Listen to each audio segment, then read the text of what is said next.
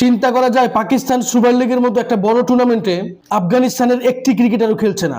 এমনকি আইপিএল এ রাশিদ খান এবং আল্লাহ গাজানফার ছাড়া অন্য কোনো ক্রিকেটার সেইভাবে সুযোগ পাচ্ছে না। লাস্ট 2 থেকে 3 বছরে আফগানিস্তান ক্রিকেটের যে উন্নতি হয়েছে, আমি মনে করি এর পিছনে অন্যতম কারণ হচ্ছে জনাথন ট্রট।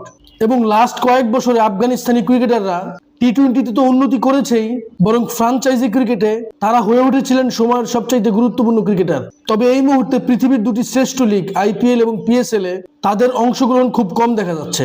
এই জন্য ক্রিকেটের স্বার্থে হলেও রাজনীতিকে ক্রিকেট থেকে দূরে রাখাই ভালো।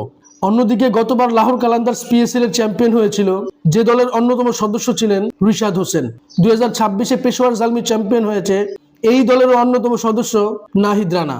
এই যে বিদেশি ফ্র্যাঞ্চাইজি লিগে বাংলাদেশিদের আধিপত্য, এটা অনেক আগে থেকেই হতো যদি আমাদের ক্রিকেট বোর্ড অতীতে মুস্তাফিজ, সাকিব, তাসকিন আহমেদ, লিটন কুমার দাসদেরকে আইপিএল, পিএসএল, সিপিএল খেলতে এনওসি দিয়ে থাকতো।